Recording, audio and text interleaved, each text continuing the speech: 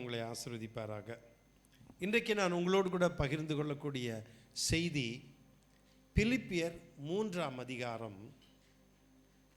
அதிலே சில வசனங்கள், குறிப்பாக 10 முடிய நம்ம தியானிக்க போகிறோம். பிலிப்பியர் 3ஆம் அதிகாரம் வசனம் 10 முடிய தியானிக்க போகிறோம். இதில் பிலிப்பியரில் பவுல் தன்னை குறித்து, தன்னுடைய சிறப்பை குறித்து, தன்னுடைய மேன்மையை குறித்து அநேக காரியங்கள் சொல்லுகிறதை நம்ம இந்த பிலிப்பியர் நிருபத்திலே நம்ம பார்க்க முடியும். வேதத்தில் வாசிக்கும் பொழுது நமக்கு அது தெரியும். அதில் சொல்லிவிட்டு 10ஆம் அதிகாரத்தில் அவர் சொல்லுகிறார். வசனத்தை வாசிப்போம். இப்படி நான் அவரையும் அவருடைய உயிர்த்தெழுதலின் வல்லமையையும் அவருடைய பாடுகளின் ஐக்கியத்தையும் அறிகிறதற்கும். என்ன சொல்றாரு? முதல்ல இந்த வசனத்தில் சொல்றார், இப்படி நான் அவரையும், யார? கர்த்தரையும், அவரையும் அவருடைய உயிர்த்தெழுதலின் வல்லமையையும், அவரையும் இயேசு கிறிஸ்துவையும் அவருடைய உயிர்த்தெழுதலின் வல்லமையையும் அவருடைய பாடுகளின் ஐக்கியத்தையும் அறிகிறதற்கும் அப்படின்னு சொல்றார். இங்க 2 காரியத்தை சொல்றாரு.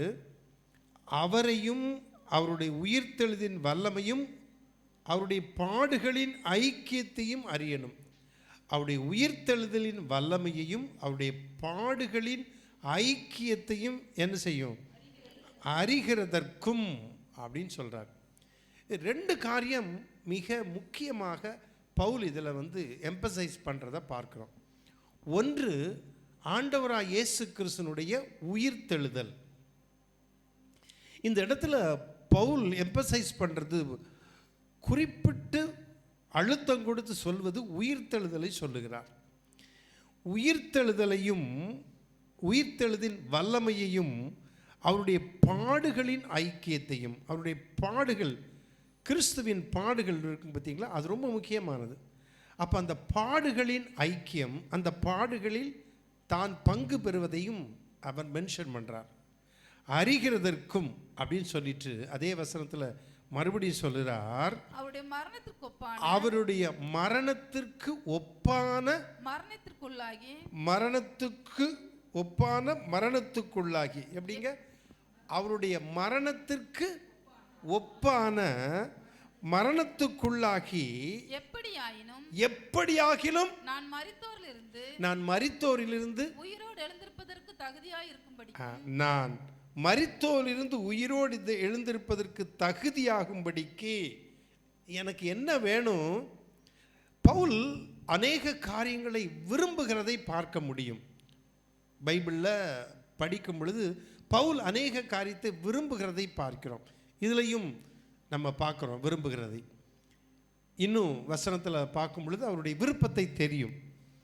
அவருக்கு நான் மரித்தோரிலிருந்து எப்படியாயினும் நான் என்ன செய்யணும்? மரித்தோரிலிருந்து உயிரோடு எழுந்திருப்பதற்கு தகுதியாகும்படிக்கு நான் தகுதியாகணும். எதற்கு? மரித்தோரிலிருந்து உயிரோடு எழுந்திருப்பதற்கு தகுதியாகணும். அவர் சொல்லும் பொழுது ஒரு தயக்கத்தோடு சொல்றாரு, நான் எப்படியாவது என்ன செய்யணும்? மரித்தோரிலிருந்து உயிர்த்தெழுவதற்கு எப்படி இருக்கணும்? தகுதியாகணும். ஒரு நிர்விசாரம் அவரிடத்தில் இல்லை, ஒரு பயம் இருக்கிறது. எவ்வளோ பெரிய தேவனுடைய மனுஷன்! அவர் எழுதின நிருபங்கள் பரிசுத்த வேதத்தில் பதிவு செய்யப்பட்டிருக்கிறது.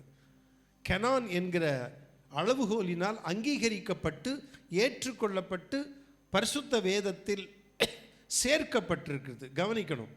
அப்போ அப்படிப்பட்ட ஒரு ஊழியக்காரர் பவுல் ஒரு தயக்கத்தோடு சொல்கிறாரு, எப்படியாவது நான் என்ன செய்யணும்?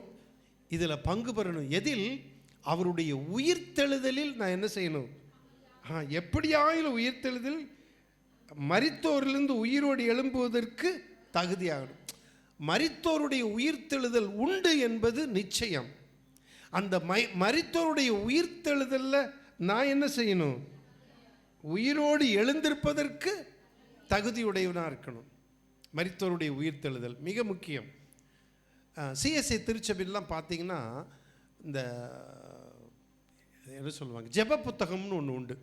அது பார்த்து தான் படிப்பாங்க அதிகமாக.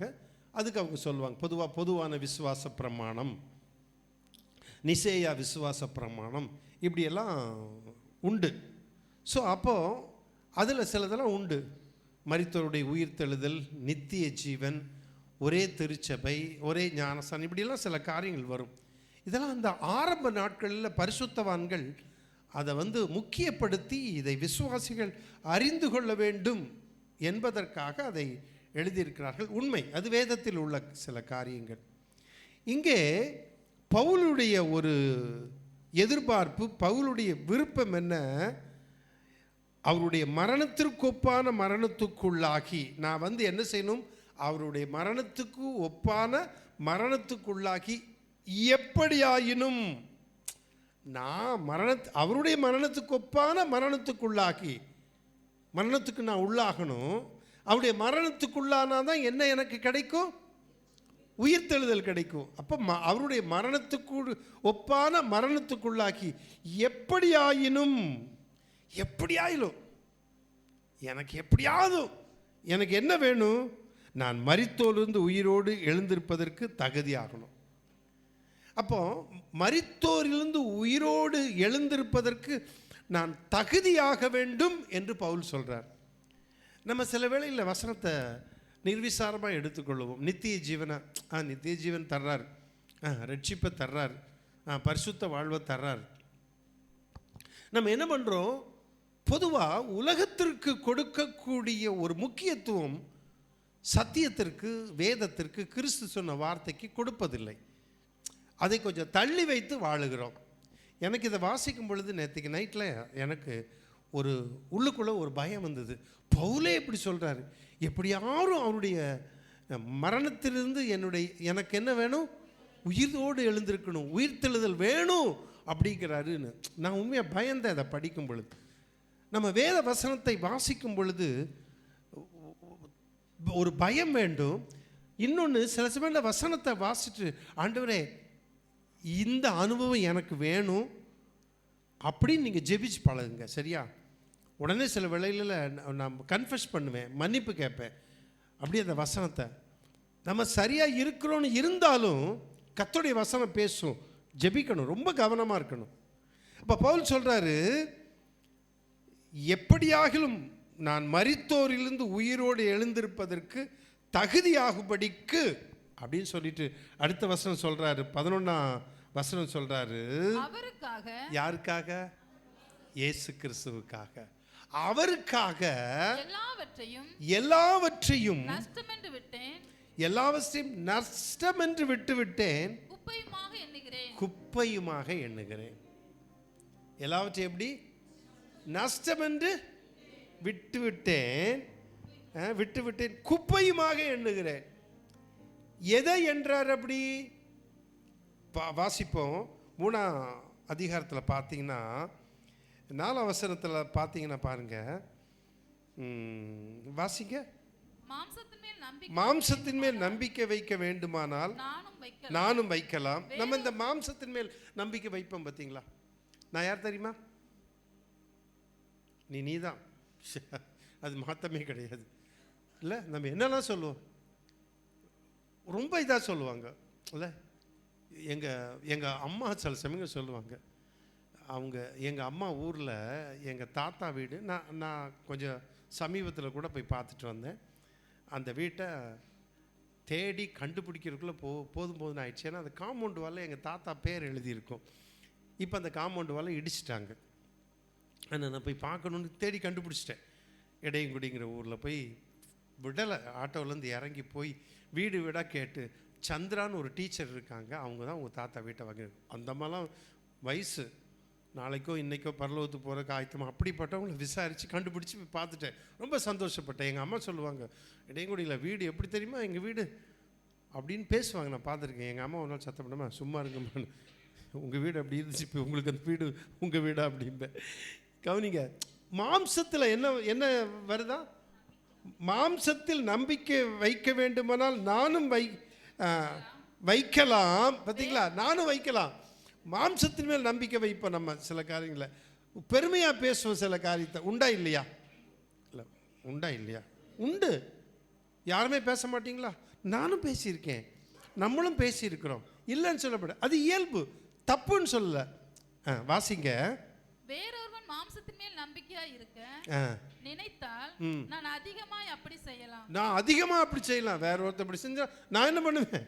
அதிகமாக அப்படி செய்யலாம். பேசுங்க அடுத்தது. நான் 8ஆம் நாளில் விருத்தசேதனம் அடைந்தவன். இப்போ சொல்றாரு, நான் யார் தெரியுமா?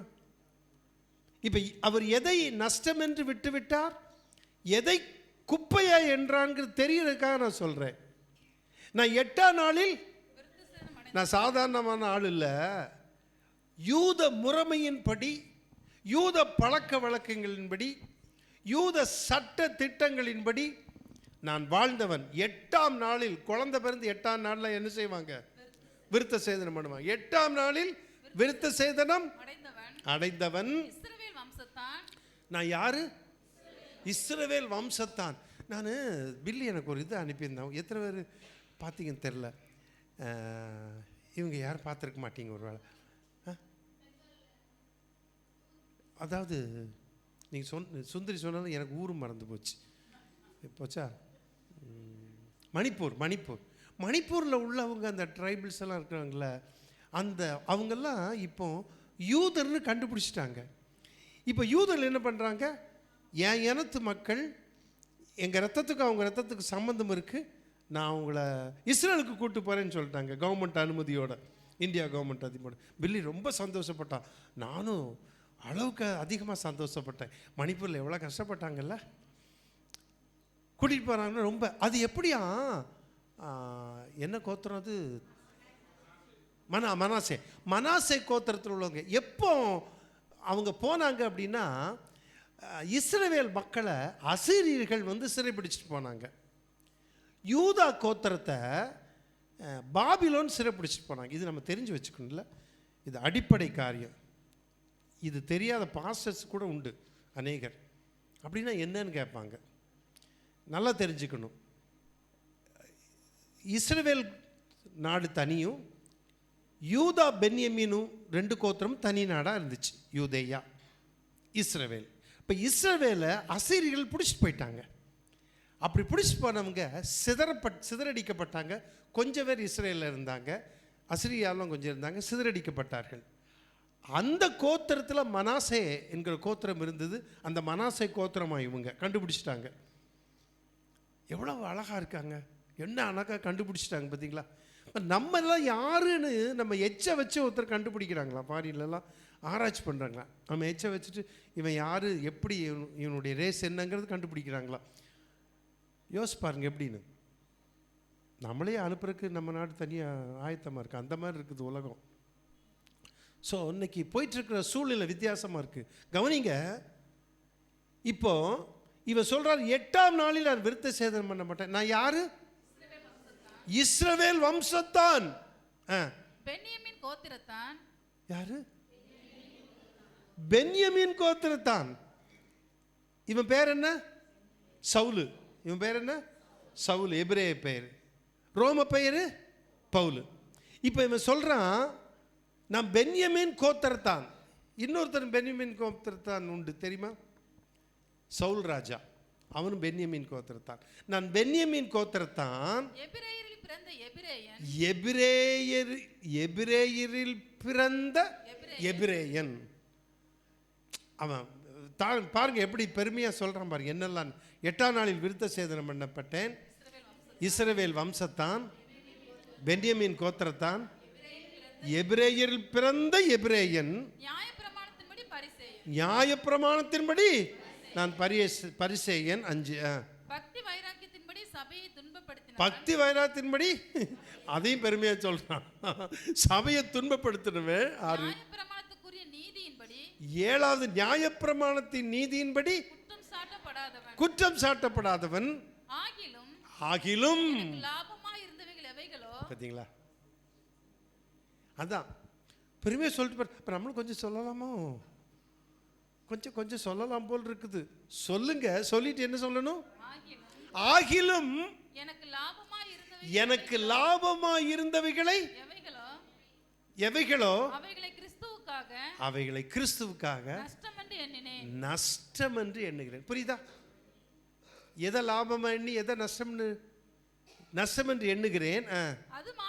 அது மாத்திரமல்ல கர்த்தராகிய இயேசு கிறிஸ்துவை அறிகின்ற அறிவின் மேன்மைக்காக எல்லாவற்றையும் நஷ்டம் என்று எண்ணிக்கொண்டிருக்கிறேன். எனக்கு லாபமாக இருந்தவைகள் எல்லாம் கிறிஸ்து இயேசுக்காக நஷ்டம் என்று எண்ணுகிறேன். நல்லா கவனிங்க, இந்த சத்தியத்தை கொஞ்சம் கவனிக்கணும். இப்போ படிக்கும் பொழுது செய்தி கொடுக்கும் பொழுது புரிந்து கொள்ளுங்க.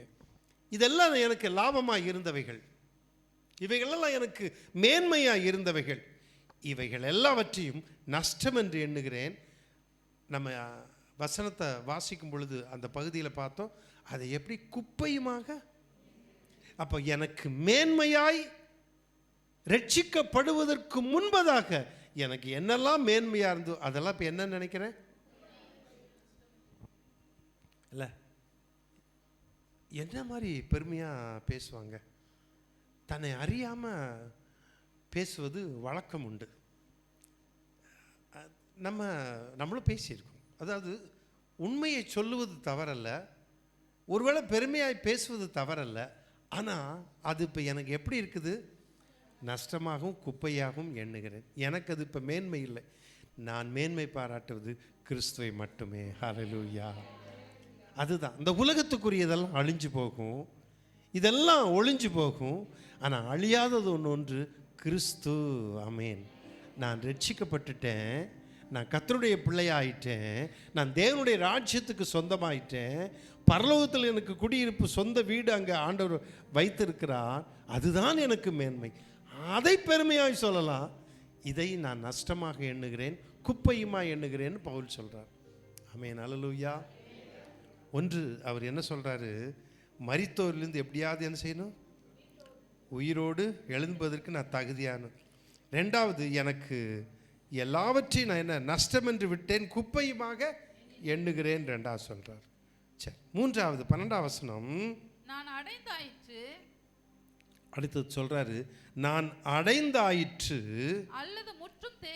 அல்லது முற்றிலும் தேறினவனானேன் என்று எண்ணாமல். நான் எல்லாம் வந்துட்டு எனக்கெல்லாம் நான் அடைஞ்சிட்டேன் எல்லாத்தையும் அப்படின்னு அல்லாமல், அல்லது முற்றிலும் தேறினவனானேன் என்று எண்ணாமல், கிறிஸ்து இயேசுவினால். எப்படிங்க பவுல் சொல்றார், கிறிஸ்து இயேசுவினால் நான் எதற்காக பிடிக்கப்பட்டேனோ அதை நான் பிடித்துக் கொள்ளும்படி. நான் புரியுதா உங்களுக்கு? நான் கிறிஸ்து இயேசுவினால் எதற்காக பிடிக்கப்பட்டேனோ அதை நான் பிடித்துக் கொள்ளும்படி ஆசையாய் தொடர்கிறேன். நான் சொன்ன பார்த்தீங்களா, பவுலுக்கு சில ஆசை உண்டுன்னு. எப்படியாவது நான் மரித்தோர்லேருந்து உயிர்த்தெழுதணும் ஆசை. ஒரு பாட்டு உண்டு இல்லை, எனக்கு ஒரு ஆசை உண்டுன்னு ஒரு பாட்டு உண்டு இல்லை? சரி, சொல்லுங்க, உண்டு இல்லைன்னு கேட்குறேன். பாட்டு அப்படி இருக்குதா இல்லையான்னு நான் ஒன்று என் பாட்டுக்கு சொல்லிட்டு போகக்கூடாது இல்லை, இருக்குது. சரி கவனிங்க, நான் எதற்காக, நீங்கள் ஆண்டவர் உங்களை எதற்காக பிடிச்சிருக்கிறாரு அதை நம்ம தெரிஞ்சுக்கணும். நான் எதற்காக பிடிக்கப்பட்டேனோ அதை நான் பிடித்து கொண்டேன். இல்லை, நான் எதற்காக கிறிஸ்துவினால் பிடிக்கப்பட்டேனோ அதை நான் பிடித்து கொண்டேன். இந்த வசனங்களை பார்க்கும்போது நான் நிறைய இங்கிலீஷ் பைபிளெல்லாம் சிலதை தேடி பார்த்தேன், ஒன்றுக்குமே விளக்கம் இல்லை. ஸ்கிப் பண்ணிவிட்டு அதை அப்படியே தாண்டிட்டு போயிட்டாங்க, எதுவுமே விளக்கம் இல்லை. அப்போ நான் என்ன பண்ணேன், சில வேளைகளே நான் ஜெபம் பண்ணுவேன் ஆண்டவர்கிட்ட. பெரிய ஸ்டடி பைபிளில் இல்லை, கமெண்ட்ரியை தேடி பார்த்தா இல்லை, சரி இன்னொரு ஸ்டடி பைபிளில் பார்த்தா இல்லை, இதில் இல்லையே, சரியானபடி விளக்கம் இல்லையே இந்த செய்திக்கு. கடைசியில் பார்த்தேன், எதுக்காக பிடிக்கப்பட்டேங்கிறது சரியாக யாரும் சொல்லலை. நான் திங்க் பண்ணேன் எதுக்காக பிடிக்கப்பட்டேன்னு. அது இப்போ நான் பார்க்க போகிறோம். இப்போ பவுல் சொல்கிறார், நான் எதற்காக பிடிக்கப்பட்டேனோ அதை நான் பிடித்து கொள்ளும்படி. உங்களுடைய ஆசை என்ன? ஆசையாய் தொடருகிறேன் அப்படிங்கிற வார்த்தை இப்போ நம்ம இந்த செய்தியில் 2 முறை வருது. தொடருகிறேன், தொடருகிறேன். என் வாழ்க்கையில் பாதியில் நிற்பதல்ல, நிறுத்தி கொள்வதல்ல, நான் தொடருகிறேன். நீங்களும் நான் என்ன செய்கிறோம்? தொடருகிறேன். நான் எதற்காக பிடிக்கப்பட்டேனோ அதை பிடித்து கொள்ளும்படி ஆசையாய் தொடருகிறேன். ஆசையாய் என்ன செய்கிறேன்? தொடருகிறேன். அப்போ நான் இவ எதுக்காக பிடிக்கப்பட்டார்னு தேடினேன். நான் மறுபடியும் சொல்கிறேன், ஸ்டடி பைபிளில் இல்லை, இதுக்கு விளக்கம் இல்லை. சரி, நான் பார்த்தேன், திங்க் பண்ணேன். உடனே அப்போஸ்தலர் நடபடிகள் 9ஆம் அதிகாரத்தில் பவுல கர்த்தர் என்ன செய்கிறாரு? பிடிக்கிறார். வாசிப்போமா? 9:15 வாசிங்க. அதற்கு கர்த்தர், நீ போ. அவன் புறஜாதிகளுக்கும், யார்கிட்ட சொல்றாரு? அனனியாங்கிறட்ட சொல்றாரு, ஷீஷன்ட்ட சொல்றாரு. நீ போ, அவன் புறஜாதிகளுக்கும். அவன் யாரு? சவுல். சவுல் ரோம பெயர் பவுல் இல்ல? அவன் புறஜாதிகளுக்கும், புறஜாதிகளுக்கும், ராஜாக்களுக்கும், இஸ்ரவேல் புத்திரர் 3 பேருக்கு, புறஜாதிகளுக்கும், ராஜாக்களுக்கும், இஸ்ரவேல் புத்திரருக்கும் என்னுடைய நாமத்தை அறிவிக்கும்படி நான் தெரிந்து கொண்ட பாத்திரமாய் இருக்கிறான். அப்படின்னா நான் அவனை புறஜாதிகளுக்கும், ராஜாக்களுக்கும், இஸ்ரவேல் புத்திரருக்கும் என்னுடைய நாமத்தை அறிவிக்கும்படி நான் தெரிந்து கொண்ட பாத்திரம். நான் அவனை அதுக்காக பிடிச்சிருக்கிறேன். சரியா? சரியில்லைன்னா கூட நீங்க சொல்லலாம். அதான் கவனிக்கணும். இது எங்கேயுமே இல்லை. நல்லா கவனிக்க. இந்த மெசேஜ் எடுக்கிறதுனா நீங்கள் நினைக்கிறீங்க ஏதோ ஒரு செய்தி கொடுக்கலாம். இல்லைங்க, சில காம்ப்ளிகேட்டடாக இருக்கும். அந்த வசனத்தை எதுக்குமே யாருமே விளக்கம் கொடுத்துருக்க மாட்டாங்க, தாண்டி தாண்டி போயிருப்பாங்க. அப்போ அந்த வசனத்தை கரெக்டாக பார்க்கணும். நல்லா கவனிங்க.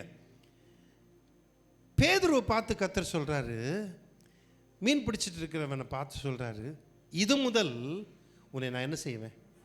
மனுஷரை பிடிக்கிறவராய் பிடிச்சாரு. கர்த்தர் பேதுருவை பிடிச்சாரு.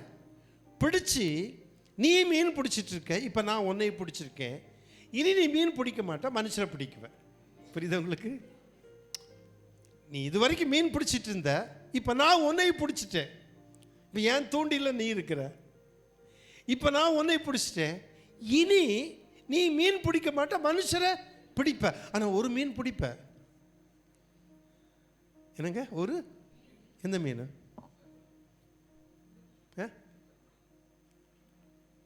கொஞ்சம் யோசிச்சு பாருங்க. ஒரு மீன் பிடிச்சான். Very good, very good. Prize கொடுக்கறதுக்கு இல்லை சிஸ்டம், கொஞ்சம் வாங்கி வச்சுக்கணும். தேவாலயத்தினுடைய வரிப்பணம் செலுத்துவதற்கு மீனை பிடிக்க சொன்னார். வெள்ளி பணம் இருக்கணும். அதுதான் அவன் பிடிச்ச மீன். ஆண்டவர் அவனை பிடிச்ச பிறகு பேதுரு பிடிச்ச மீன் அதுதான். அதுக்கு பிறகு மீன் பிடிச்சானா? போனா கிடைக்கல. ஏசு உயிர்த்தெழுத பிறகு கடலில் வந்துருக்கு, டேய் நான் தான் உன்னை மனுஷனை பிடிக்கிறவேன்னு சொன்னேன், மறுபடியும் மீன் பிடிக்க போறியா? போடு, பாட்டு கிடைக்குதான்னு பார்க்கல, கிடைக்கல. ஆண்டவர் சொல்றாரு, படகுக்கு வலது பக்கத்தில் மீனை போடு, நீ மீன் கிடைக்கும், நீ பிடிப்ப. பிடிச்சிட்டு அவனை பிடிச்சி சொல்றாரு, இவர்களிலும் நீ என்னை அதிகமாய் நேசிக்கிறாய், போ, இதுதான் லாஸ்ட். நீ இந்த பக்கம் கடற்கரை பக்கம் வந்து மீனை பிடிச்ச மகனை தொலைச்சி போடுவேன், போயிருட்டார் இல்லை? அப்போ ஆண்டவர் உங்களையும் என்னையும் கூட அப்படி பிடிக்கிறவர். அப்படியே ஸ்டாப் பண்ணி நிறுத்திட்டார். ஓட முடியாதுங்க ஆண்டவர் பிடிச்சிட்டா. ஆண்டவரை தட்டிட்டு ஓடுறாங்கன்னா அவன் எவ்வளோ திறமையான ஆளாக இருப்பான். எப்படின்னு தெரியல, முடியாது. ஆண்டவர் பிடிச்சார்னா எப்படி? ஆண்டவர் இந்த வடக்கயிறு கேள்விப்பட்டிருப்பீங்களா? இந்த அந்த நாட்களில் கிணத்துல கயிறெல்லாம் ஆமாம், என்னங்க, அந்த கயிறை போட்டு, அந்த கயிறுக்கு பேர் என்ன?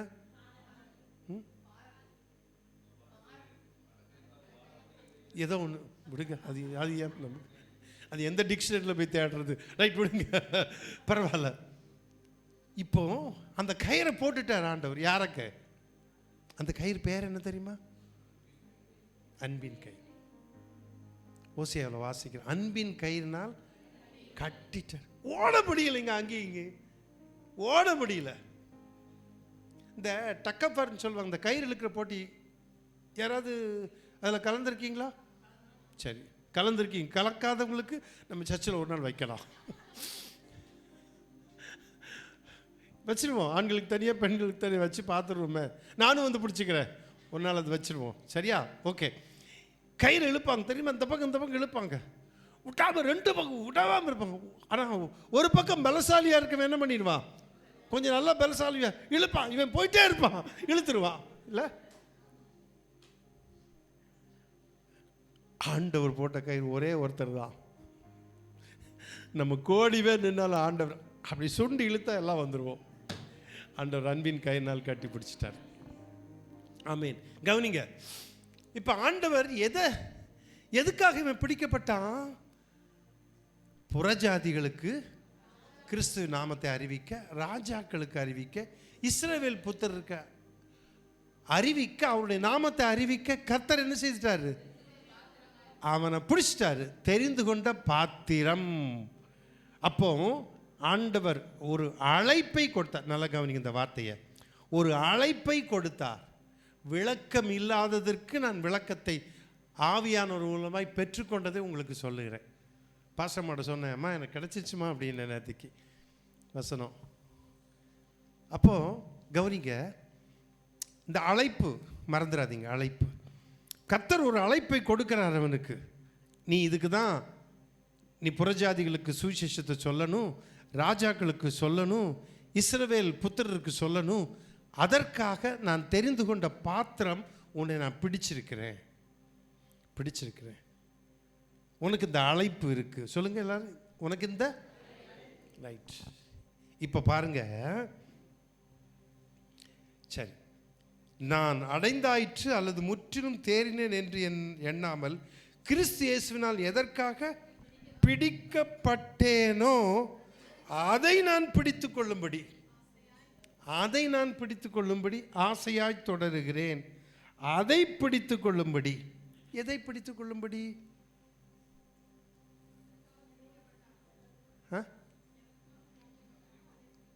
ஆமா, அதை எதுக்காக?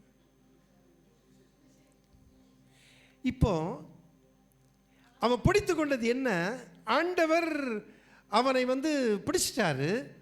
பிடிச்ச அவரை, அவருடைய அழைப்பை அவன் என்ன செய்தான்? பிடித்து கொண்டான். 2, அழைத்தவரையும் பிடித்து கொண்டான், அழைப்பையும் பிடித்து கொண்டான். அல்லேலூயா. எந்த கமெண்ட்ரியிலும் நான் பார்க்கலீங்க. ஆண்டவர் பரிசுத்த ஆவியானவர் தேவையான நேரத்தில் சில காரியத்தில் வெளிப்படுத்துவார். அப்போ நான் என்ன செய்தேன்? அதை பிடித்து கொண்டேன். எப்படி? என்ன சொல்றான்?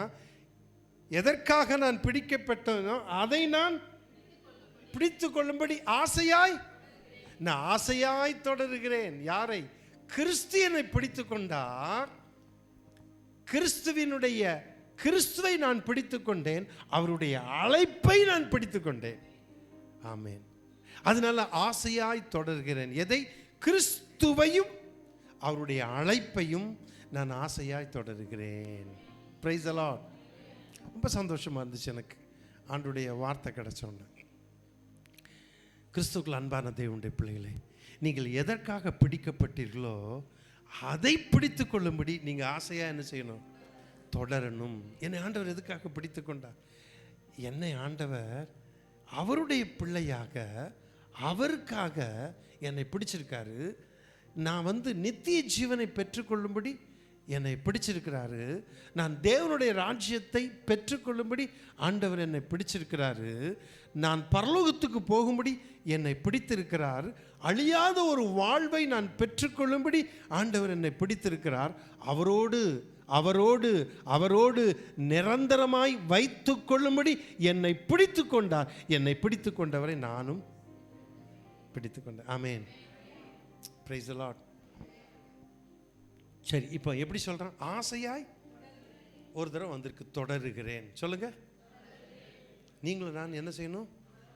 ஆசையாய் தொடரணுமா? கிறிஸ்துவை பின்பற்றுவதற்கு.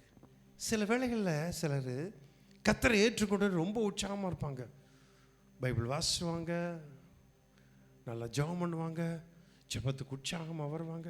போக போக போக போக கொஞ்சம் வருஷங்கள் ஆக ஆக ஜெபத்துக்கு போகலாம், நம்ம தான் எப்பவும் போகிறோமே, சர்ச்சுக்கு போகலாம், அதான் எப்பவும் போகிறோமில்ல, இன்னைக்கு கொஞ்சம் மழை தூறுறது மாதிரி இருக்குதா, தூறுது மழை என்ன யாரோ சொன்னாங்களே, சரி ஆமான்னு சொல்கிறாங்களோ, சரி மழை தூறுது, சரிப்பா போனால் நம்ம நனைஞ்சிடுவோம். ஏதாவது கடைக்கு புடவை எடுக்க போகணும்னு வச்சுக்கோங்க, மழை தொப்ப நனைஞ்சாலும் போய் கடை, அது இருக்கட்டும் மழை இருக்கட்டும் பரவாயில்ல, மழை கிடக்குது, மழையை பார்க்க முடியுமா? முடியாது. புடவை எடுத்துட்டு வந்துட்டு அந்த புது புடவை தலையில் போட்டாவது வந்துடுவோம், ஏன்னா அவ்வளோ முக்கியத்துவம் கொடுப்போம். ஆனால் ஆண்டவருடைய காரியத்துக்கு அது மெதுவாக தான் மழை பெய்யும். ஆனாலும் போகலாம், இந்த வாரம்னா அடுத்த வாரம், சரி பாஸ்டர் ஏதோ வெளியே போகிறாராமா, கொஞ்சம் ஒரு வாரம் விட்டு ஒரு வாரம் போகல, யாராவது தீர்மானம் பண்ணிங்கன்னா பாருங்கள், அங்கேருந்து நான் பார்ப்பேன்.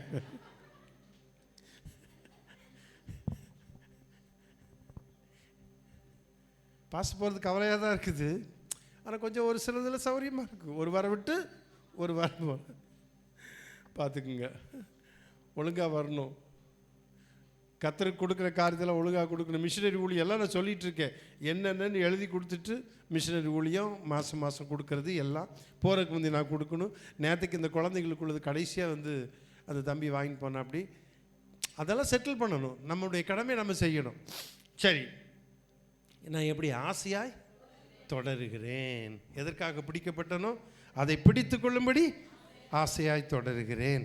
சரி, 13ஆம் வசனம், சகோதரரே அதை பிடித்துக் கொண்டேன் என்று நான் எண்ணுகிறதில்லை. இப்ப சொல்றாரு, இந்த பவுல் இருக்காரு நம்மளை குழப்பி, இந்த பவுலுடைய தியாலஜி இருக்கு பார்த்தீங்களா, இறையியல், அது உலக அளவில் எல்லாத்தையும் கலக்கிடுச்சு. பெரிய தர்க்கம் உண்டாகி பவுலை சிலர் வேண்டானே பண்ணி சொல்லிட்டாங்க. தெரியுமா உங்களுக்கு? சில இதெல்லாம் தெரிஞ்சுக்கணும். பவுலுடைய பெயரை வச்சிருந்தார் பால் யாங்கிச்சோ, அவர் பேர் யாங்கிச்சோ, யாங்கிச்சோவுக்கு பால் யாங்கிச்சோ, உலகத்திலே பெரிய சர்ச். அவரை ஒரு பெரிய கூட்டத்தில் டிஸ்கஸ் பண்ணும் பொழுது கேலி பண்ணிட்டாங்க, பால்ங்கிற பேரை வச்சிருக்கு. உடனே அவர் என்ன இருந்தா என்னய்யா, நான் பவுல் தாய்யா அப்படின்னு சொல்லாமல் அவ்வளோ பெரிய ஊழியக்காரரு ஒரு மாதிரி ஆகி கடைசியில் டேவிட் யாங்கிச்சோன்னு வச்சிட்டார். நீங்கள் அவர் புக்கெல்லாம் பாருங்கள், சிலதெல்லாம் பால் யாங்கிச்சோன்னு வரும், சில புத்தகம் அதுக்கு பிறகு டேவிட் யாங்கிச்சோன்னு வச்சுருப்பார். நம்முடைய வாழ்க்கையில் என்ன வந்தாலும் வேதத்தை வசனத்தின்படி விட்டு கொடு. எந்த வேத பண்டிதர் சொன்னாலும் சரி, எந்த வேத பண்டிதர் சொன்னாலும், பரிசுத்த ஆவியானவராகிய ஒரு பண்டிதர் இருக்கார் பார்த்தீங்களா, ஆமேன், விட்டு கொடுக்கவே கூடாது. என்ன சொல்லக்கூடாது? ரொம்ப ஜாக்கிரதையாக இருக்கு. பெரிய பெரிய ஊழியக்காரர்கள் செத்து போயிருக்காங்க, தற்கொலை கூட பண்ணியிருக்காங்க. நான் ஊழியக்காரனை பார்க்க மாட்டேன், பெரிய தீர்க்கதரிசியை பார்க்க மாட்டேன், நான் பார்க்கிற ஒரே ஒரு நபர் என்னை பிடித்த கர்த்தராகிய இயேசு கிறிஸ்து மட்டும். அவர் என்னை பிடிச்சனால அவரை எனக்கு பிடிக்கும், அவர் என்னை பிடிச்சனால அவர் எனக்கு பிடிக்கும், அவர் தான் எனக்கு, அவர் தான் எனக்கு. கிறிஸ்து அல்லாம எவ்வளவு பெரிய ஆளா இருக்கட்டுங்க, நல்லா கவனிச்சுங்க, இந்த ஊழியக்காரனை பின்பற்றுவது மிகப்பெரிய தவறு.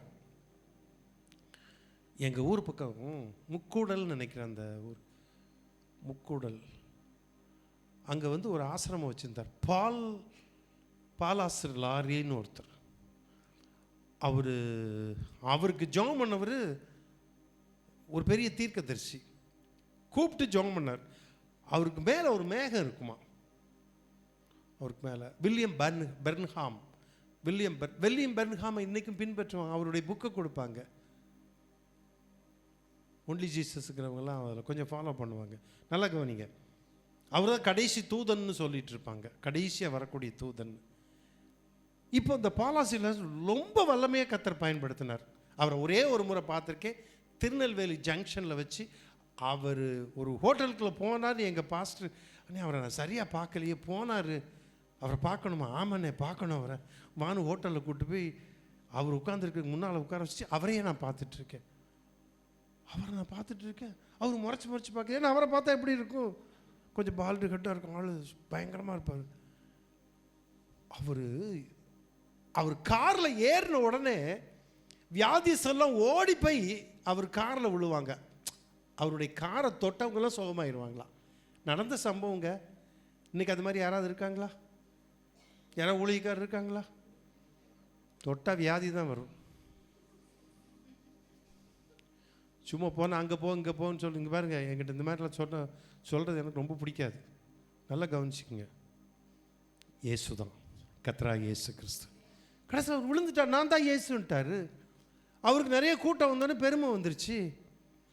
நான் தான் கூட்டம், நான் தான் இயேசு, நான் செத்தா மறுபடியும் உயிரோடு எழுந்திருப்பேன்னு செத்த பேரை வச்சிட்டு இருந்தாங்க. அப்புறம் போலீஸுக்கு இன்ஃபார்ம் பண்ணி மரியாதையாக அடக்கம் பண்ணுன்னு சொன்னாங்க.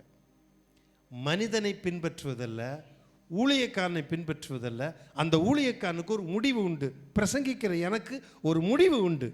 ஆனால் முடிவில்லாதவர் ஆண்டவராகிய இயேசு கிறிஸ்து. ஹல்லேலூயா. அவரை தான் நான் பின்பற்றுவேன். சரி, இப்போ அவர் சொல்கிறாரு, அதை பிடித்துக்கொள்ள ஆசையாய் தொடர்கிறேன்னு சொல்லிட்டு, அதை பிடித்து கொண்டேன் என்று நான் எண்ணுகிறதில்லை. இப்போ என்னங்க இப்படிதான் இப்போ தான் சொல்கிறாரு, அதை பிடித்து கொண்டேன் ஆசையாக தொடர், அதை பிடித்து கொண்டேன் என்று எண்ணுகிறதில்லை. இல்லை குழம்பாதீங்க, நான் விளக்கமாக சொல்லிடுறேன். அதை பிடித்து கொண்டேன், வசனமே இருக்குது, அவரே சொல்கிறாரு, அதை பிடித்து கொண்டேன் என்று நான் எண்ணுகிறதில்லை, ஒன்று செய்கிறேன். நீங்கள் என்ன செய்யுங்க கொஞ்சம் சொல்லிடுங்க ஐயா, எங்களுக்கு கொஞ்சம் விளக்கமாக போயிடும். நான் அதை பிடித்து கொண்டேன் என்று எண்ணுகிறதில்லை, ஒன்று செய்கிறேன்.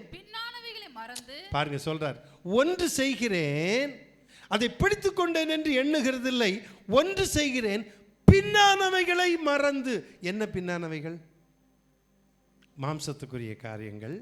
பென்யமீன் கோத்திரத்தான், 8ஆம் நாளில் விருத்த சேதனம் பண்ணப்பட்டேன், நான் இஸ்ரவேல் புத்திரன், எபிரேயனுக்கு எபிரேயன், இல்லை நான் பரிசேயன், நியாயப்பிரமாணத்தின்படி நியாயப்பிரமாணத்தை கைக்கொண்டு நடக்கிறவன்.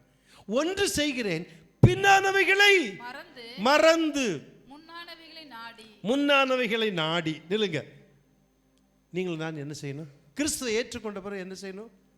பின்னானவைகளை. நான் மாத்திரம் பைபிளை வச்சிட்டேன்னா நடக்கிறது வேற. ஆமாம், உண்மைதான், அதை நான் இல்லைன்னு சொல்லவே இல்லை. சிலர் சொல்லுவோம், பைபிளை மாத்திரம் வச்சுட்டா போதும். ஒருத்தர் பயங்கரமான ரவுடி ஆண்டவரை ஏற்றுக்கொண்டார் சென்னையில். சரியான ரவுடியாம். அதில் வண்டியெல்லாம் இழுப்பாங்க முந்தி அந்த காலத்தில். இயேசுவை ஏற்றுக்கொண்டார். நடந்த சம்பவம். ஏற்றுக்கொண்ட பிறகு அவர் அடிக்கிறதுக்கு வந்திருக்காங்க. வந்தவனெல்லாம் இவர் தூக்கி வீசினார்னா ஷார்ட் புட்டு வீசின மாதிரி வீசிடுவாங்க. பார்த்துருக்கார். ஆண்டவர்கிட்ட ஜெபம் பண்ணான், ஆண்டவரே எனக்கு கொஞ்சம் ஒரு அரை மணி நேரம் லீவு தாருமா ஆண்டவரே. நடந்த சம்பவம் சும்மா இல்லை. ஆண்டவரே எனக்கு ஒரு அரை மணி நேரம் லீவு தாருமாண்டவர். அதுக்கு பிறகு நான் இது பண்ணிடுறேன், ஒரு ½ அன் ஹவர் எனக்கு யார் அரை மணி நேரம் லீவு தாரும். ஆண்டவர் தரமாட்டேன்ட்டாரான். விட்டு ஆட்டி பட்டை எடுத்திருப்பார். ஆண்டவர் அனுமதிக்கலை. ஆமேன். அவர் அடித்தாங்க, திட்டினாங்க, பேசாமல் போயிட்டார். நான் ஒருத்தரை கண்ணில் பார்த்தேன், நேரில் ஒருத்தரை பார்த்தேன். அப்போ நான் வாலிப பருவம், முள்ளங்கினா விளைன்னு ஒரு இடம், கன்னியாகுமரி டிஸ்ட்ரிக்ட். முள்ளங்கினா விளை, ராஜையா அந்த பாஸ்ட் பேர். பைல்வான் மாதிரி இருந்தவராம், பைல்வானாக இருந்தவராம். இப்படி கை கொடுத்தாரு. எனக்கு எலும்பு கொஞ்சம் இன்னும் பிடிச்சிருந்தா நொறுங்கி இருக்கும். அப்படி பயங்கரமான முரடை. அவரை அடிக்கிறதுக்கெலாம் வந்தால் அவர் ஒரே கையில் அடிச்சிடுவார். ஆளும் பயங்கரமாக. அவர் பக்கத்தில் நான் இத்தனோண்டு சின்ன குட்டி பையன் மாதிரி இருப்பேன். பயங்கரமான ஆள். அவர்கிட்ட சொல்கிறாரு, தம்பி என்னை கொஞ்சம் 4-5 பேர் அடிக்க வந்தானு பயலுக, இந்த பயலுக குச்செல்லாம் குத்துறானு, நான் குச்செல்லாம் முறிச்சு போடுவேன். நான் என்ன பண்ணுறது, ஆண்டவரை ஏற்றுக்கொண்டே விட்டுட்டேன். ஆமேன். அவரால் முடியுமா முடியாதா? முடியும். ஆனால் அவரால் முடியாது. ஏன்? இயேசு இருக்கிறனால. ஹல்லேலூயா. பின்னானவைகளை மறந்து, உங்களுக்கு மேன்மையாக இருக்கலாம், சிறப்பாக இருக்கலாம், உங்களுடைய பெருமை இருக்கலாம், ரைட், அதை நான் இல்லைன்னு சொல்லலை, அது உண்மைதான். பவுல் சொல்கிறாரு, அதை நான் பிடித்து கொண்டேன் என்று எண்ணுகிறது இல்லை, ஒன்று நான் செய்கிறேன், பின்னானவைகளை. நம்ம ஒன்று செய்யணும், பின்னானவைகளை என்ன செய்யணும்? நம்முடைய முந்தைய வாழ்க்கையை, இந்த முந்தைய வாழ்க்கையை ஞாபகப்படுத்துகிற ஒரு நபர் உண்டு. யார் தெரியுமா?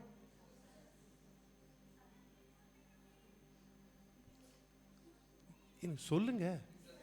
பிசாசு. அவனை சொல்றதுக்கு எந்த பயம் பயப்படுறீங்க? அவ்வளோ பயப்படுறீங்களா? வீட்டுக்கு வந்துடும்னு நினைக்கிறீங்களா? வரமாட்டாங்க, கொல்லப்படாதீங்க. இயேசு நாமத்தில் பொல்லாத சத்துருவே வீட்டுக்கு போகாதா? பயப்படாதீங்க. இப்போ அவன் ஞாபகப்படுத்துவான். நீங்கள் ஒரு செய்த பாவத்தை ஸ்கூலில் படிக்கும் பொழுதோ காலேஜில் படிக்கும் பொழுதோ ஏதோ ஒரு செய்த பாவம் அல்லது வீட்டில் செய்த பாவத்தை சுட்டி காண்பித்தாம என்ன சொல்ல தெரியுமா? ஏய், நீ இப்படி செஞ்சல்ல, நீ இப்படி செஞ்சல்ல, என்ன செய்யறது? சொல்லுங்க. ஒரு நாள் மார்ட்டின் லூத்தர், நம்ம ப்ராட்டஸ்டன்ட் சர்ச் வர்றதுக்கு காரணம் மார்ட்டின் லூத்தர் மேஜையில் உட்காந்து எழுதிட்டு இருக்கும்போது பிசாசு வந்து நின்னார். ஏய் மார்ட்டின் லூத்தர், நீ இதை செஞ்சல்ல? அவர் எழுதினாராம். இதை செஞ்சல்ல? ஆமாம் இதை செஞ்சேன். இந்த மாதிரி நடந்தல்ல? ஆமாம் இந்த மாதிரி நடந்தேன். அவன் சொல்ல சொல்ல எழுதிட்டே இருக்கான். அவன் நிற்கிறானா வந்து சொல்லிட்டு சொன்னாரான், இதெல்லாம் செஞ்சேன் அப்படின்னு சொல்லிட்டு அவர் சொன்னாராம், இயேசு கிறிஸ்துவின் ரத்தம் சகல பாவங்களை இன்னைக்கு நம்மை என்னை சுத்திகரிக்குன்ட்டு கோவம் வந்துருச்சான் அவருக்கு. இங்கு பாட்டில் எடுத்து ஒரு அடி அடிச்சாராம். நடந்த சம்பவம். யாரு? Martin Luther. இங்கு பாட்டில் எடுத்து அடிச்சாராம். ஓடிச்சாராம் பிசாசு. போய் இயேசு நாமத்தில். நீங்க இங்கு பாட்டில் எடுத்து அடிச்சாங்க, உங்க வீட்டுக்கார் தலையில் அடிபடும். ஆமா, கவனிங்க. அப்போ பிசாசு வந்து ஞாபகப்படுத்துவான், குத்தி காட்டுவான், சொல்லுவான். அப்போ நம்ம சொல்கிறது என்ன? இயேசு கிறிஸ்துவின் ரத்தம். ஆமாம் நான் செஞ்சது, ஆனால் எனக்கு அதுக்கு இப்போ சம்மந்தம் இல்லை. சொல்லுங்க. இப்போ எனக்கு அதுக்கும் சம்மந்தம் இல்லை. ஏன்? இயேசு கிறிஸ்துவின் ரத்தம் சகல பாவங்களை இன்னைக்கு நம்ம சுத்திகரிக்கும்.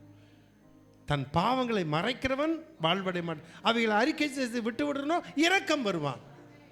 பாவ மன்னிப்பை பெற்றுட்டேன், இயேசுவின் ரத்தம் கழுவிருச்சு, நான் சுத்திகரிக்கப்பட்டேன், நான் அவருடைய பிள்ளையாக மாறிட்டேன். பழசுக்கு பாவத்துக்கு எனக்கும் ஆண்டவர் எப்படி பார்க்குறாராம்?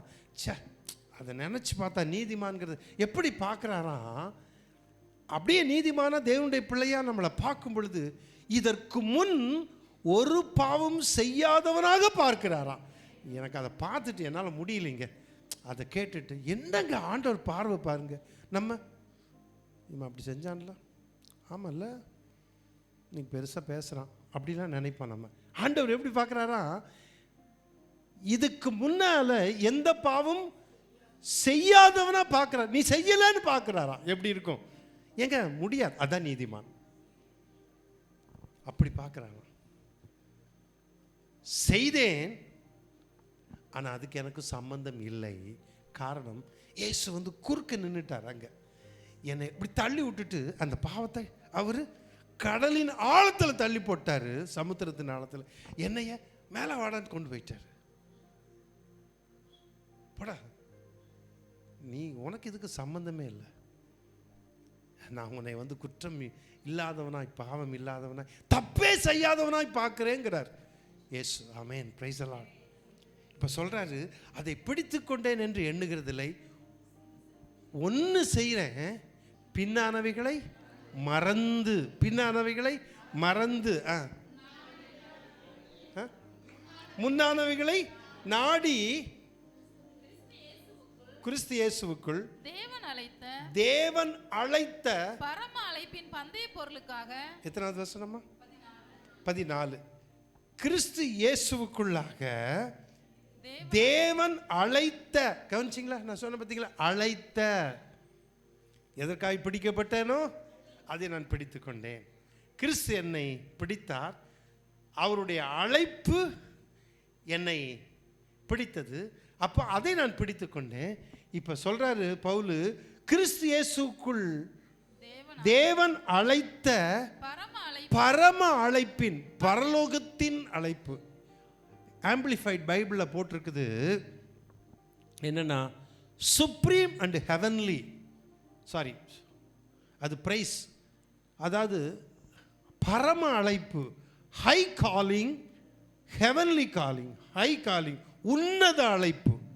அப்போ கிறிஸ்து இயேசுவுக்குள் அழைத்த பரம அழைப்பின் அழைப்பின் பந்தய பொருளுக்காக நோக்கி தொடர்கிறேன். இப்ப மறுபடியும் ஒரு தொடர்கிறேன் பார்த்தீங்களா? நான் தொடருகிறேன். நீங்களும் நானும் நிற்கிறவர்கள் அல்ல, தொடருகிறவர்கள். பரம அழைப்பின் பந்தய பொருளுக்காக, அழைப்பின் பந்தய பொருள். என்னுடைய அழைப்புக்கு பரம அழைப்பின் பந்தய பொருள் ஒன்று உண்டு. அதுக்காக நான் இலக்கை நோக்கி, என்னுடைய குறிக்கோள் என்ன? பரம அழைப்பின் பந்தய பொருள். பந்தயம் போகிறோம் பார்த்தீங்களா, ஓட்ட பந்தயத்தில் போகிறோம். பவுல் சொல்கிறாரு, நான் இதுக்கு ஒரு வசனத்தை எனக்கு ஞாபகம் வந்தது, 2 தீமோத்தேயு 4:7, நல்ல போராட்டத்தை போராடினேன், ஓட்டத்தை ஓடணுங்க, பாதியில் நின்றுட்டேன். எனக்கு நல்லா இருக்கு, ராஜரத்னம் ஸ்டேடியத்தில் போலீஸ் செலெக்ஷனுக்காக நான் போகிறேன் சென்னையில். எனக்கு அப்போ ஒரு 19-20 வயசு இருக்குன்னு நினைக்கிறேன், 20 வயசு. நிறைய பேர் 1500 மீட்டர்ஸ் ஓட விட்டாங்க. முதல்ல ஒவ்வொரு இதாக இருக்கும், செலக்ட் பண்ணுவாங்க, ஓட்டம், கயிறு ஏறுறது, இப்படிலாம் அந்த காலத்தில் வச்சது. அப்போ நிறைய பேர் ஓடுறாங்க. நான் என்ன பண்ணேன், 1500 ஓட்டம் பந்தயம். நான் அழகாக ஓடி, எப்படி ஓடணுமோ ஓடி முடித்து, நான் வெளியே நின்றுட்டு இருக்கேன். இன்னும் கொஞ்சம் பேர் ஓடிட்டு இருக்காங்க, சிலர் இப்படி ஓடிட்டு இருக்காங்க. முடியல, பாதியில் வந்துட்டாங்க. ஏன்னா 1500 மீட்டர்ஸ் எப்படி ஓடணும்னு தெரியாது. எடுத்துன வேகமாக ஓடி இப்போ ஓட முடியாது, மூச்சு வாங்கி நின்றுவாங்க. ஒரு ஸ்பீடு கரெக்டாக வச்சு கொஞ்சம் கொஞ்சமாக ரைஸ் பண்ணி ஃபினிஷிங்கில் நல்லா ஓடணும், ப்ரைஸ் வாங்குறதுக்கு, பந்தய பொருள் வாங்குறதுக்கு அப்படி தான் ஓடணும். சரி, நான் முடிச்சுட்டு வந்துட்டேன். சரி, நிறைய பேர் பாதியில் போயிட்டாங்க. இன்றைக்கி அப்படி பலர் ஓடுறாங்க. இந்த இடுப்பில் கையை வச்சுட்டு வெளியே வருவாங்க. ஒருத்தர் நல்லா ஓடி பார்த்தார், பாவம் முடியல, கடைசியில் இப்படி நான் ஆளும் கொஞ்சம் உடம்பு, பெரிய உடம்பு, கடைசியில் இடுப்பில் கையை வச்சுட்டு வந்துட்டேன். ஐயோ பாவமே அப்படின்னு யோசிச்சுட்டு இருக்கேன் நான். இதே மாதிரி தான் ஆவிக்குரிய வாழ்க்கையில் பவுல் சொல்கிறாரு, நல்ல போராட்டத்தை போராடினேன், ஓட்டத்தை, இடுப்பில் கை வச்சு நான் வெளியே வரல. யாரு? பவுல். நல்ல போராட்டத்தை போராடினேன், ஓட்டத்தை முடித்தேன், விசுவாசத்தை. கவனிக்க, பவுல் கடைசியாக எழுதின நிருபம் 2 தீமோத்தேயு. அவருடைய ஜீவன் போவதற்கு முன்பாக, மரணத்துக்கு முன்பாக எழுதின நிருபம் 2 தீமோத்தேயு. அதில் தான் சொல்கிறாரு, நல்ல போராட்டத்தை போராடினேன், ஓட்டத்தை முடித்தேன். நான் என்னுடைய ஓட்டத்தை ஃபினிஷ் பண்ணிட்டேன், ஃபினிஷிங் லைனை போய் டச் பண்ணிட்டேன், அந்த லைனை டச் பண்ணிட்டேன், ஓட்டத்தை முடித்தேன், பாதியில் நிற்கல, ஓட்டத்தை முடித்தேன், விசுவாசத்தை காத்துக்கொண்டேன் சொல்றாரு. இது முதல், சொல்லுங்க, இது முதல். எதுக்கு? ஓட்டத்தை முடித்தவர்கள், அழைப்பை நோக்கி பின் தொடருகிறவர்கள், பரம அழைப்பின் பந்தய பொருளுக்காக லக்கை நோக்கி தொடருகிறவர்கள், ஓட்டத்தை முடித்த உடனே ஒரு பந்தய பொருள் கிடைக்கிறது. அது என்ன பந்தய பொருள்? விசுவாசத்தை காத்துக்கொண்டேன் சொல்லிட்டு அடுத்தது சொல்லுகிறார், இது முதல். சொல்லுங்க, இது முதல். சொல்லுங்க, தலையில கை வச்சு சொல்லுங்க, இது முதல் நீதியின் கிரீடம் எனக்காக வைக்கப்பட்டிருக்கிறது. ஒருத்தர் கூட தலையில கை வைக்காமல் எல்லாம் தலையில கை வச்சிட்டீங்க. சே, ரொம்ப சந்தோஷம். ஏன் தெரியுமா? நீதியின் கிரீடம் வேணும், விட்டுறக்கூடாது. எப்படி இருக்கீங்க நீங்க? என்னமோ நினைச்ச உங்களை சாதாரணமா. யாரும் தலையில கை வைக்காம இல்லை, எல்லாம் தலையில கை வச்சுட்டாங்க. நானும் வச்சேன். நல்ல போராட்டத்தை போராடினேன், ஓட்டத்தை முடித்தேன், விசுவாசத்தை காத்துக்கொண்டேன். இது முதல் நீதியின் கிரீடம் எனக்காக. பவுல் சொல்றார், எனக்காக வைக்கப்பட்டிருக்கிற நிறுத்தல, எனக்காக மாத்திரமல்ல, அடுத்தது நீதியுள்ள நியாயாதிபதியாக நீதியுள்ள நியாயாதிபதியாகிய கர்த்தர் அந்நாளிலே அதை எனக்கு தந்தருளுவார். கர்த்தர் அந்நாளிலே அதை எனக்கு தந்தருளுவார். பந்தய பொருளை எனக்கு தந்தருளுவார். எனக்கு மாத்திரமல்ல, அவருடைய பிரசன்னமாகுதலை விரும்புகிற யாவருக்கும் அதை தந்தருளுவார். ஒரு அல்லேலூயா சொல்லுங்க பாப்போம். பவுல் எனக்கு தருவார்ன்ட்டு விடல. அப்பவும் பாருங்க, பிலிப்பு பட்டணத்துள்ள திருச்சபை மக்களை சேர்த்துக்கிறாரு. உங்களுக்கும் தருவார், அவருடைய பிரசன்னமாகுதலை விரும்புகிற யாவருக்கும் தந்தருளுவார். சூப்பர்ல. அவர் சர்ச்சு விசுவாசியை விட்டுட்டு தன்னை மட்டும் சொல்லலை, இல்லை, எல்லாருக்கும் தருவார். அதான் பவுலுடையது. ஆமென். Praise the Lord. கடைசியாக நான் முடிக்கிற வசனம். அப்போ நம்ம ஓட்ட பந்தயம் லக்கை நோக்கி தொடரணும். அப்போ எபிரேயர் 12:1 வாசிங்க. ஆகையால் மேகம் போன்ற இத்தனை திரளான சாட்சிகள் யார் தெரியுமா? எபிரேயர் 11 அதிகாரத்தில் வரக்கூடிய சாட்சி, விசுவாச பட்டியலில் வர எல்லா பரிசுத்தவான்களும். மேகம் போன்ற இத்தனை திரளான சாட்சிகள் நம்மை சூழ்ந்து கொண்டிருக்க. நம்ம ஓட்டப்பந்தயம் ஓடும்போது சூழ்ந்து இருப்பாங்க பார்த்தீங்களா? ஒருத்தர் திட்டுவான், ஒருத்தர் கல் எடுத்து அடிப்பான், ஒருத்தர் நிறைய பேர் கை தட்டுவாங்க, கொஞ்சம் பேர் எதிர்பார்ப்பாங்க இல்லை ஓடும்போது. சரி, மேகம் போன்ற இத்தனை திரளான சாட்சிகள் நம்மை சூழ்ந்திருக்க, பாரமான யாவற்றையும், நீங்கள் இந்த பாரமான யாவற்றையும் என்ன செய்யணும்? பாரமான யாவற்றையும் நம்மை சுற்றி நெருங்கி நிற்கிற பாவத்தையும் தள்ளிவிட்டு எல்லாத்தையும் என்ன செய்யணும்? நீங்க ஓடுறதுக்கு நல்ல இவ்வளோ பெரிய ஷூ போட்டுட்டு, இரும்பு ஷூவை போட்டுட்டு, மூட்டையை பின்னால் வச்சுட்டு ஓட முடியுமா? எல்லாத்தையும் தள்ளிட்டு தூக்கி போட்டுட்டு விசுவாசத்தை துவக்குகிறவரும் முடிக்கிறவருமாய் இருக்கிற இயேசுவை நோக்கி நமக்கு உங்களுக்கு நியமித்திருக்கிற ஓட்டம் இருக்கு பார்த்தீங்களா? இந்த ட்ராக்கில் நீ இதில் தான் ஓடணும். இல்லை, நான் கொஞ்சம் இடிச்சுட்டு ஓடுவேன். அவன் என்ன ஓடுறது? அவன் கொஞ்சம் முந்தி போகிறான், அவன் சட்டையை பிடிச்சி இழுப்பேன். இப்படியெல்லாம் ஓட முடியாது. நமக்கு நியமித்திருக்கிற ஓட்டத்தில் எப்படி ஓடணும்? நமக்கு தான் கொஞ்சம் பொறுமை இல்லையே. ஓடுறவங்க கொஞ்சம் பொறுமை பத்தாது. பொறுமையோடு ஓட கடவும். நமக்கு நியமித்திருக்கிற ஓட்டம், நம்முடைய இலக்கு என்ன? கிறிஸ்து. சரி, இப்போ இந்த பிலிப்பியர் 3:14 விளக்கம் easy to read. Tamil English version தமிழில் மொழிபெயர்த்திருக்கிறது நான் வாசிக்கிறேன். இந்த வாசித்து நான் நிறைவு செய்கிறேன். பிலிப்பியர் 3:14 குறிக்கோளை அடைந்து பரிசு பெறுவதற்கான முயற்சியையும், கவனிச்சிங்களா? குறிக்கோளை அடைந்து பரிசு பெறுவதற்கான முயற்சியையும் விடாமல் தொடர்ந்து நான் கை கொண்டு வருகிறேன். அது என்னுடையது. ஏனென்றால் அத்தகைய வாழ்வுக்குத்தான் இயேசு கிறிஸ்துவின் மூலம் தேவன் என்னை அழைத்திருக்கிறார். அத்தகையான வாழ்வுக்கு தேவன் என்னை அழைத்திருக்கிறார். அதனால அவர் சொல்றாரு, குறிக்கோளை அடைந்து பரிசு பெறுவதற்கு, அந்த லக்கை அடைந்து பரிசு பெறுவதற்கான முயற்சியையும் விடாமல் தொடர்ந்து நான் கை கொண்டு வருகிறேன். அது என்னுடையது. அது அது அது யாருடையது? அது என்னுடையது. ஏனென்றால் அத்தகைய வாழ்வுக்குத்தான் இயேசு கிறிஸ்துவின் மூலம் தேவன் என்னை அழைத்திருக்கிறார். அழைப்பின் பந்தய பொருளுக்காக லக்கை நோக்கி தொடருகிறேன்.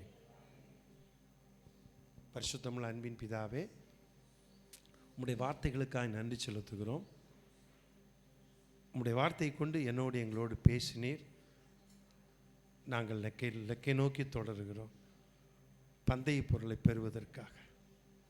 எங்களுடைய ஓட்டம் பொறுமையோடு இருக்கணும், இலக்கை நோக்கி தொடரணும். கிருபை செய்யும், வழி நடத்தும். இயேசு கிறிஸ்துவ நாமத்தில் பிதாவே, ஆமேன்.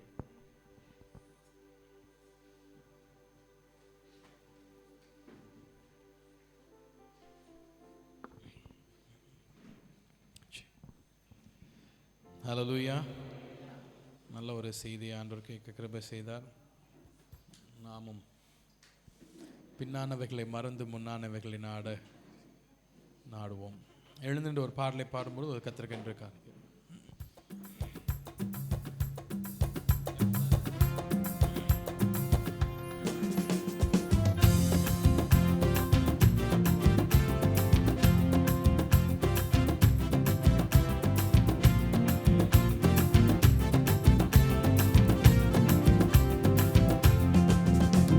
பிரியமானவனே, உன் ஆத்துமா வாழ்வது போல் நீ எல்லாவற்றிலும் வாழ்ந்து சுகமாயிரு மகனே. பிரியமானவனே, உன் ஆத்துமா வாழ்வது போல் நீ எல்லாவற்றிலும் வாழ்ந்து சுகமாயிரு மகனே. வாழ்க்கை என்பது போராட்டமே, நல்லதொரு போராட்டமே. வாழ்க்கை என்பது போராட்டமே, நல்லதொரு போராட்டமே. ஆவிதரும் பட்டயத்தை, ஆவிதரும் பட்டயத்தை எடுத்து போராடி வெற்றி பெறு, எடுத்து போராடி வெற்றி பெறு. பிரியமானவனே, உன் ஆத்துமா வாழ்வது போல் நீ எல்லாவற்றிலும் வாழ்ந்து சுகமாயிரு மகனே. பிரயாணத்தில் மேடு உண்டு, பள்ளங்களும் உண்டு. பிரயாணத்தில் மேடு உண்டு, பள்ளங்களும் உண்டு. மிதித்திடுவார் தாண்டிடுவார், மிதித்திடுவார் தாண்டிடுவார். மான்கால்கள் உனக்குண்டு மறவாதே, மான்கால்கள் உனக்குண்டு மறவாதே. பிரியமானவனே, உன் ஆத்துமா வாழ்வது போல் நீ எல்லாவற்றிலும் வாழ்ந்து சுகமாயிரு மகனே. ஓட்ட பந்தயம் நீ ஓடுகிறாய், ஒழுங்கின்படி ஓடு மகனே. ஓட்ட பந்தயம் நீ ஓடுகிறாய், ஒழுங்கின்படி ஓடு. நெருங்கி வரும் பாவங்களை, நெருங்கி வரும் பாவங்களை உதறி தள்ளிவிட்டு ஓடு மகனே, உதறி தள்ளிவிட்டு ஓடு மகளே. பிரியமானவனே, உன் ஆத்துமா வாழ்வது போல் நீ எல்லாவற்றிலும் வாழ்ந்து சுகமாயிரு மகனே. பிரியமானவனே, உன் ஆத்துமா வாழ்வது போல் நீ எல்லாவற்றிலும் வாழ்ந்து சுகமாயிரு மகளே.